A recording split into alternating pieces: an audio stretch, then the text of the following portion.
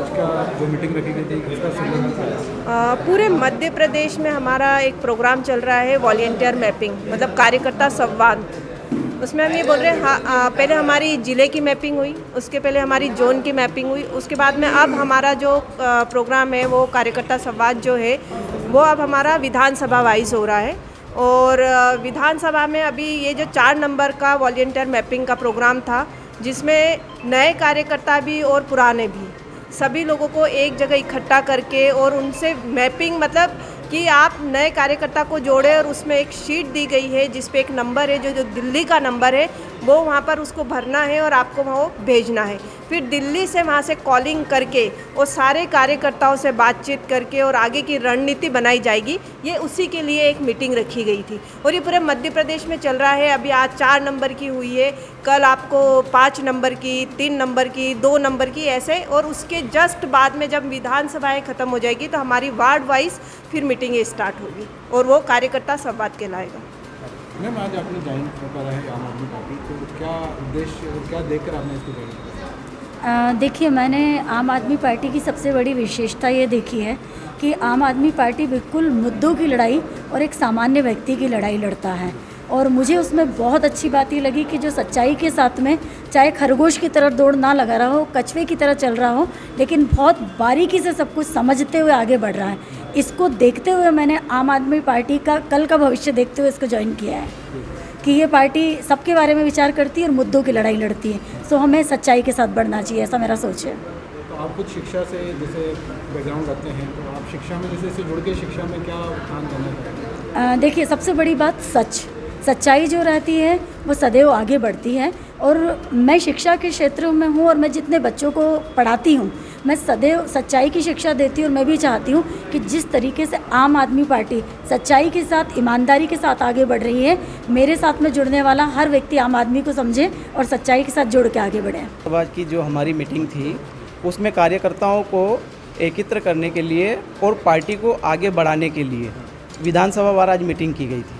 तो बहुत सारे नए लोग आज ज्वाइन कर रहे हैं, तो क्या मतलब उनका कितने लोग ने ज्वाइन करा है? सर, आज कम से कम 5 से 7 जनों ने आम आदमी पार्टी ज्वाइनिंग की है और उनका सर तहे दिल से इस्तकबाल करता हूं सर। सर, आप भी दिखा रहे थे उस वक्त के काफ़ी लोग, मतलब आपके जोश के साथ में आप बात कर रहे थे, तो जो उद्देश्य बता रहे थे, तो आपको लगता है कि मतलब आगे भी हमारी पार्टी बढ़ पाएगी और आगे लोग जुड़ेंगे हमसे? जिस तरह से आपका अभियान चल रहा है बहुत एप्रिशिएबल है, लेकिन किस तरह से मतलब आगे और लोगों को जोड़ने के लिए जिम्मेदारी बढ़ाएगी? देखिए, मैं बिल्कुल आश्वस्त हूँ कि आम आदमी पार्टी की जो नीतियाँ हैं, जब लोगों को इन नीतियों के बारे में ज्ञान अर्जित होगा, वो जब जानेंगे आम आदमी पार्टी के बारे में, तो तीव्रता के साथ वो आम आदमी की ओर आकर्षित हो रहे हैं। और आम आदमी पार्टियाँ की नीतियाँ हर आम आदमी को भा रही हैं। क्यों भा रही हैं? क्योंकि ये आम आदमी पार्टी एक राजनीतिक दल के साथ साथ, मैं एक तरह से कहूँगा कि भारत को आगे बढ़ाने का काम कर रहे हैं। आज 75 सालों में क्या बात है कि हमारे राजनीतिक दल में चुनावों में शिक्षा की बात कोई नहीं करता था, लेकिन जब से आम आदमी पार्टी का उदय हुआ है उसके बाद केंद्रित हो गई है शिक्षा के ऊपर राजनीति। आज अमित शाह जी को भी गुजरात के स्कूलों में भागना पड़ रहा है और वो फ़ोटो सेशन करवाना पड़ रहा है, जबकि गुजरात में 27 सालों से बीजेपी है और उन्होंने आज दिन तक कभी भी स्कूलों की बात नहीं करी है। उनके मुद्दे होते थे सांप्रदायिकता के ऊपर, जबकि आम आदमी पार्टी का बेसिक मुद्दा है कि जब हमारे भारत देश का नागरिक शिक्षित होगा तो वो अपना भला बुरा सब जान लेगा।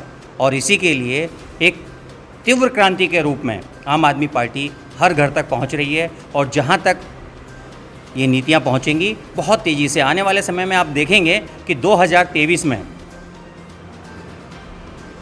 मध्य प्रदेश में भी आम आदमी पार्टी का ही परचम लहराएगा, क्योंकि हमारी राजनीतिक पार्टी तो है लेकिन आम लोगों की पार्टी है और आम लोगों को कोई ध्यान नहीं दे रहा था आम लोगों की तरफ। बस अभी यहाँ पे हमने 4 नंबर विधानसभा की वॉलंटियर मैपिंग कार्यक्रम समाप्त किया है। इसके बाद हमारा भी 6 बजे से विधानसभा 2 में वॉलंटियर मैपिंग कार्यक्रम है। इससे लगातार हमारा वॉलंटियर मैपिंग कार्यक्रम विधानसभा वार चल रहा है। 29 तारीख को हमारा 1 नंबर विधानसभा का कार्यक्रम है, फिर 29 तारीख को शाम को 5 नंबर विधानसभा का कार्यक्रम है।